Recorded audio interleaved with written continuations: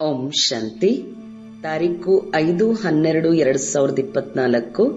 ಪ್ರಾತಃ ಮುರಳಿ.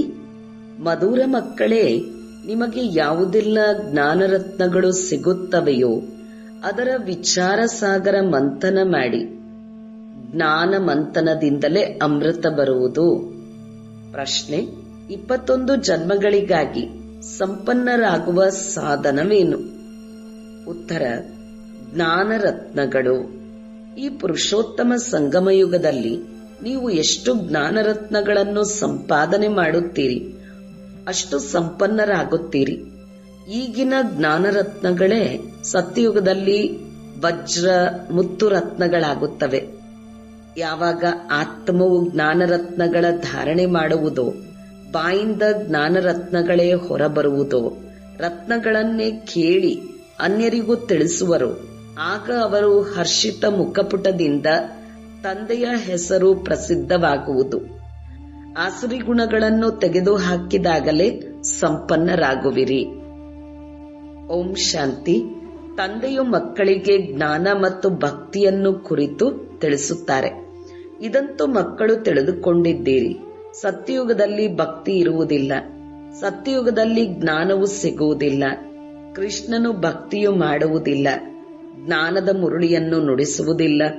ಮುರುಳಿ ಎಂದರೆ ಜ್ಞಾನ ತಿಳಿಸುವುದು. ಮುರುಳಿಯಲ್ಲಿ ಜಾದು ಇದೆ ಎಂದು ಗಾಯನ ಇದೆಯಲ್ಲವೇ ಅಂದಾಗ ಅವಶ್ಯಕವಾಗಿ ಯಾವುದೇ ಜಾದು ಇರಬೇಕಲ್ಲವೇ? ಕೇವಲ ಮುರುಳಿಯನ್ನು ನುಡಿಸುವುದು ಸಾಮಾನ್ಯ ಮಾತಾಗಿದೆ. ಕಾಡು ಜನರು ಮುರುಳಿಯನ್ನು ಊದುತ್ತಾರೆ. ಆದರೆ ಇಲ್ಲಿ ಜ್ಞಾನದ ಚಮತ್ಕಾರವಿದೆ. ಅಜ್ಞಾನಕ್ಕೆ ಚಮತ್ಕಾರವೆಂದು ಹೇಳುವುದಿಲ್ಲ.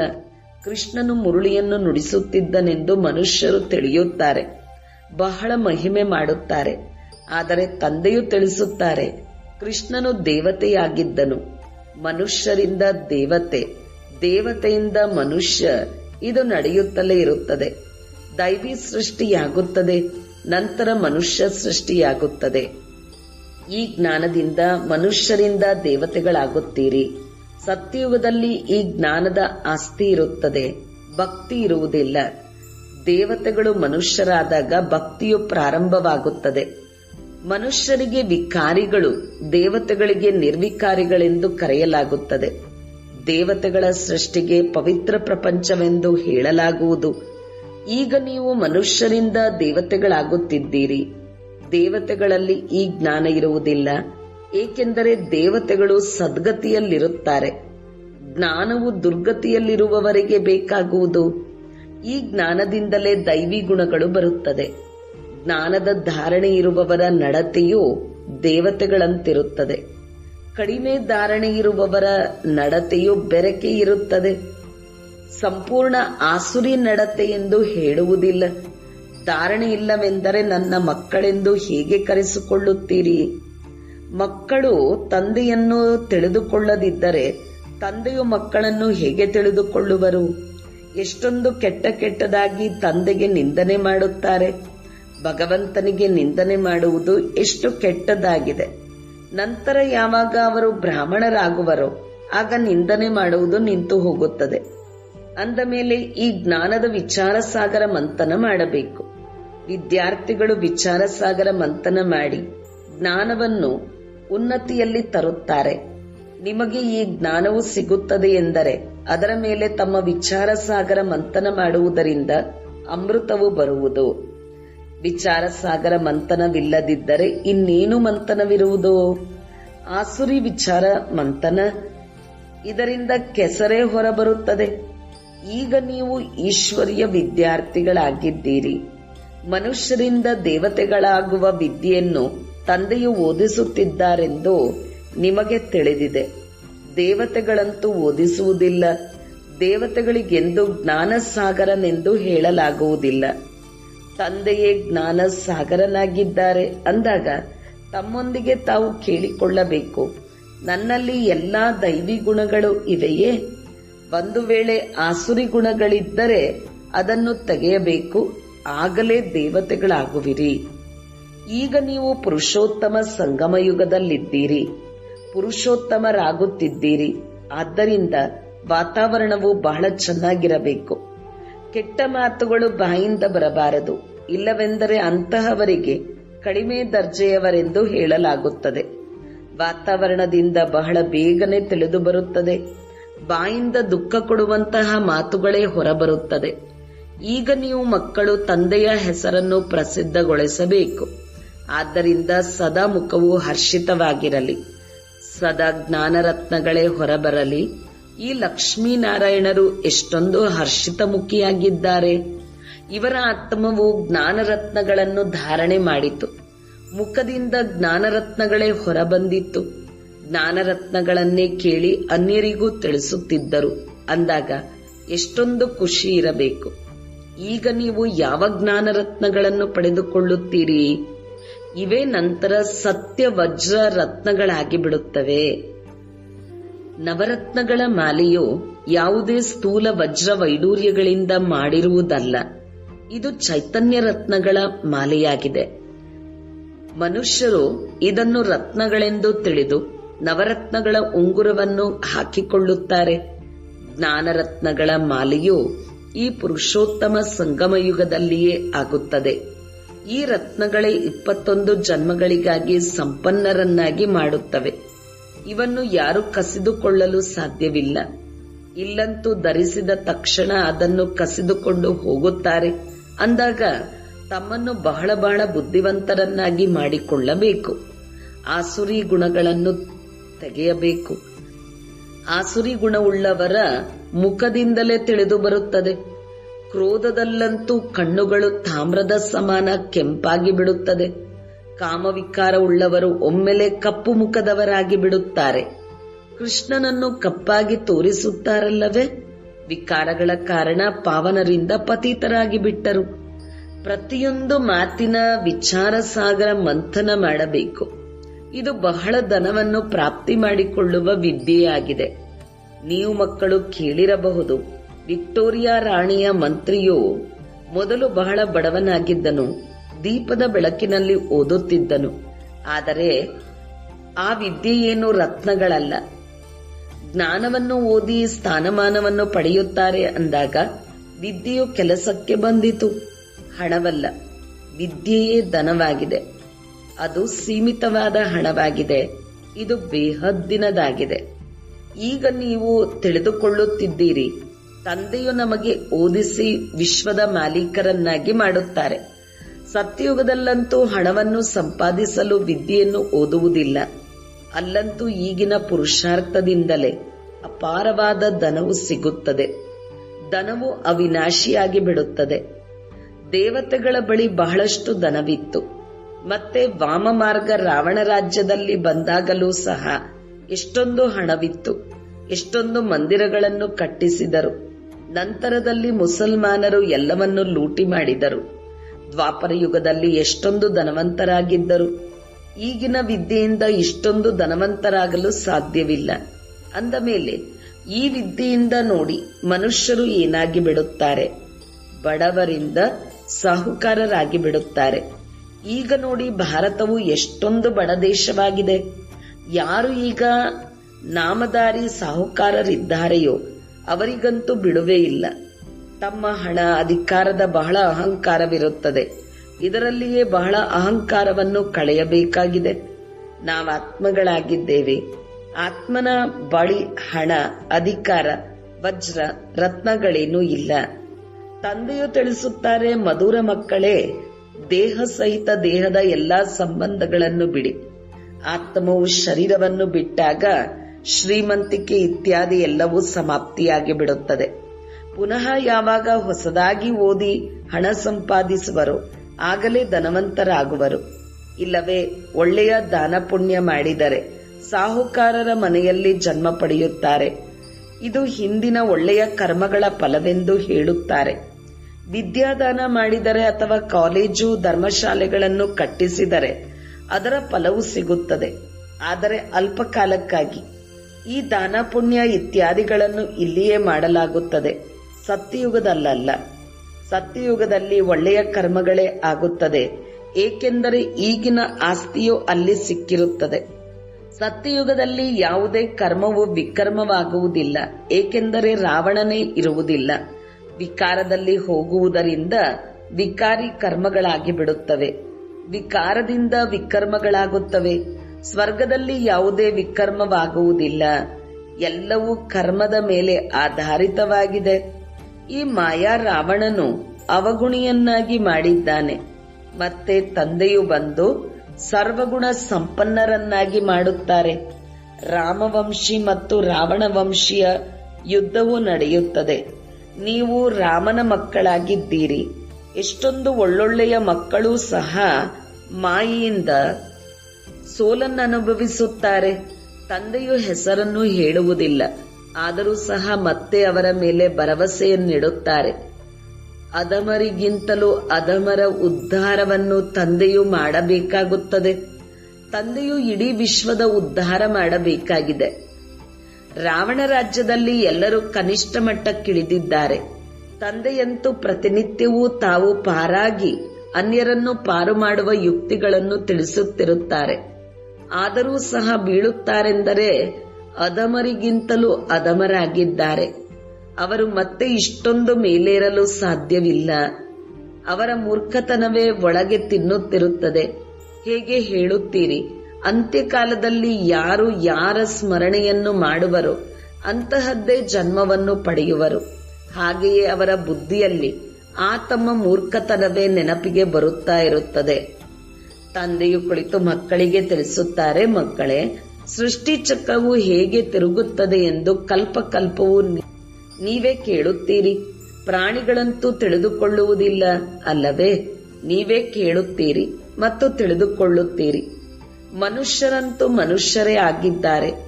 ಈ ಲಕ್ಷ್ಮೀನಾರಾಯಣರಿಗೂ ಸಹ ಕಣ್ಣು, ಕಿವಿ, ಮೂಗು ಎಲ್ಲವೂ ಇವೆ. ಮನುಷ್ಯರೇ ಆಗಿದ್ದಾರೆ. ಆದರೆ ದೈವಿ ಗುಣಗಳಿರುವ ಕಾರಣ ಅವರಿಗೆ ದೇವತೆಗಳೆಂದು ಕರೆಯಲಾಗುತ್ತದೆ. ಇವರು ಹೇಗೆ ಇಂತಹ ದೇವತೆಗಳಾಗುತ್ತಾರೆ? ಮತ್ತೆ ಹೇಗೆ ಕೆಳಗೆ ಇಳಿಯುತ್ತಾರೆ? ಈ ಚಕ್ರದ ಬಗ್ಗೆ ನಿಮಗೆ ತಿಳಿದಿದೆ. ಯಾರು ವಿಚಾರ ಸಾಗರ ಮಂಥನ ಮಾಡುತ್ತಿರುತ್ತಾರೆಯೋ ಅವರಿಗೆ ಧಾರಣೆಯಾಗುತ್ತದೆ. ಯಾರು ವಿಚಾರ ಸಾಗರ ಮಂಥನ ಮಾಡುವುದಿಲ್ಲವೋ ಅವರಿಗೆ ಮಂದಬುದ್ಧಿಯವರೆಂದು ಹೇಳಲಾಗುತ್ತದೆ. ಮುರುಳಿಯನ್ನು ನುಡಿಸುವವರಿಗೆ ಇಂತಹ ವಿಷಯದ ಮೇಲೆ ತಿಳಿಸಬೇಕೆಂದು ವಿಚಾರ ಸಾಗರ ಮಂಥನ ನಡೆಯುತ್ತಿರುತ್ತದೆ. ಭರವಸೆ ನೀಡಬೇಕಾಗಿದೆ. ಈಗಿಲ್ಲದಿದ್ದರೆ ಮುಂದೆಯಾದರೂ ಅವಶ್ಯಕವಾಗಿ ತಿಳಿದುಕೊಳ್ಳುತ್ತಾರೆ. ಭರವಸೆಯನ್ನಿಟ್ಟು ಸರ್ವಿಸ್ ಮಾಡುವುದೆಂದರೆ ಸರ್ವೀಸಿನ ಮೇಲೆ ಉತ್ಸಾಹವಿದೆ ಎಂದರ್ಥ. ಆದ್ದರಿಂದ ಇದರಲ್ಲಿ ಸುಸ್ತಾಗಬಾರದು. ಬಲೆ ಯಾರಾದರೂ ಮೇಲೇರಿದವರು ಮತ್ತೆ ಅಧಮರಾಗುತ್ತಾರೆ. ಒಂದು ವೇಳೆ ಅಧಮರಾಗಿ ಮತ್ತೆ ಬರುತ್ತಾರೆಂದರೆ ಸ್ನೇಹದಿಂದ ಅವರನ್ನು ಕರೆದು ಕುಳ್ಳರಿಸುತ್ತೀರಲ್ಲವೇ? ಅಥವಾ ಇಲ್ಲಿಂದ ಹೊರಟು ಹೋಗಿ ಎಂದು ಹೇಳುತ್ತೀರೋ? ಇಷ್ಟು ದಿನ ಎಲ್ಲಿದ್ದಿರಿ, ಏಕೆ ಬರಲಿಲ್ಲ ಎಂದು ಅವರ ಕ್ಷೇಮ ಸಮಾಚಾರವನ್ನು ಕೇಳಬೇಕು.